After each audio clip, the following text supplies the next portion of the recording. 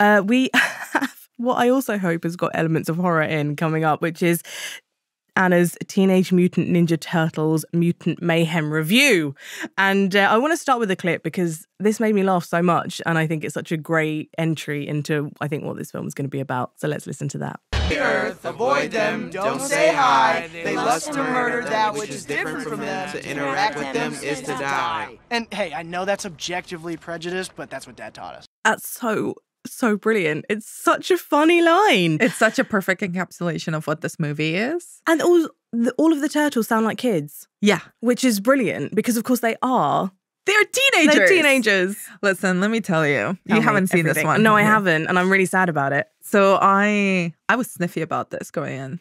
I had not seen a trailer. Because you're pretentious. We covered this earlier. Critic, yes. And I was humbled.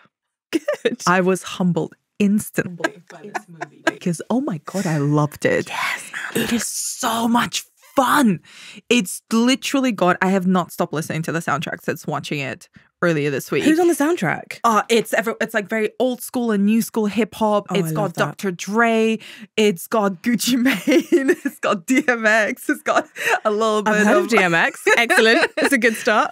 It is the retelling of the Teenage Mutant Ninja Turtles story. You know, their origin story, their quest for belonging, their meeting with April O'Neil, the journalist, who is also a teenager in this version and is voiced by Iowa DeBerry from The Bear, who's wonderful. Yeah. It's got an absolutely stacked voice cast.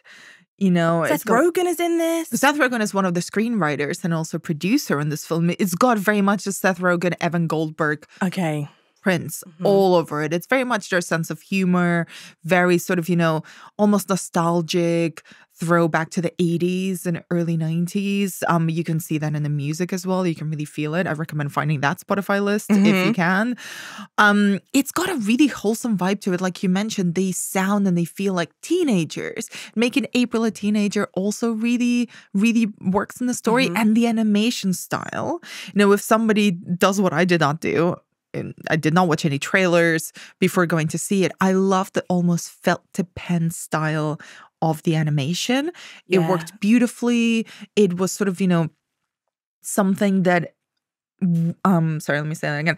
It was something that worked well with this almost nostalgic, you know, 1990s or late 80s feel to the rest of the movie. But if people haven't seen the film, if people haven't ever come across anything to do with the Teenage Mutant Ninja Turtles, can you just give us like what is it? So there is ooze that is green that these baby tortoises interact with, and they grow and become humanoid mutants who are growing, and they're teenage boys. They are adopted by a rat who also gets mixed up in the ooze, and the rat becomes their father figure, voiced by none other than Mr. Jackie Chan. Wow, Master Splinter himself. And then there is another set of mutants who also were created in the same lab, interact with the same ooze, including a supervillain, which is a housefly that's been made into a giant mutant. Who's that a villain called Superfly, voiced by Ice Cube. Ice Cube.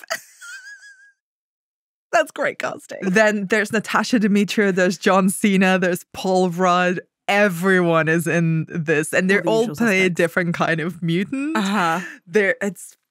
I don't want to spoil the different kinds of mutants you get in this, but it is truly glorious. I think that it works for both kids and adults. Genuinely, there were some kids in the screening that I went to, the press screening I went to. I would love to know what they thought of this film. Yeah, I think if you are familiar with the Teenage Ninja Mutant Turtles, no, you got that wrong. Teenage Mutant Ninja Turtles. If you're familiar with them, it will work for you because it does feel like a really interesting, fresh take on the familiar property. At the same time, if you've never heard of them, it gives you all the beats of the story, the origin, their powers, their names, what they're like, and also it refreshes it. You know, it is really rooted in that era in the late 80s and 90s. It's really rooted in New York City and kind of that culture. But then again, it works, I think, for everyone. And that's a really difficult task to accomplish for a film. And obviously, one of the main issues with Barbie is that, you know, who is the audience? And does it do that thing where they make adult jokes that go above the head of kids in this film? Or is it genuinely like kids, like the Lego movie where we can kind of all, it's a leveler? I think it does have some jokes that will go above the head of kids. I'm not a parent, so perhaps I'm not very good at judging what works for kids or not. But it strikes me as though it will help. It will help adults watching this movie and tap into that nostalgic funny bone, but it's still wholesome enough that it will work for kids. And who is your favorite Teenage Mutant Ninja Turtle? Oh God, I did not even think about this. I want to say Donatello, but there is one, I can't remember why, it just came to mind, but there is one turtle in this movie which has very funny rage issues, and I loved him. He's the one with the red bandana. Okay, good. And at one point he needs to activate his rage and just goes berserker and flips over a truck. And I can see why that would appeal to you, Anna. Thank you. I'm glad my essence comes through. But the other turtle just says to him, "Oh man, that's great, really handy for our task at the moment to save the city, but also please go to therapy." Okay, I already love this movie. Thanks very much for watching this video. I hope you enjoyed watching it as much as we enjoyed making it. While you're here, check out all the other videos because they're cool too, aren't they? Yeah, and if you want to keep up to date with everything Kermode and Mayo's take, then check out our social channels. I mean, why wouldn't you? I mean, I would. I have done. Excellent.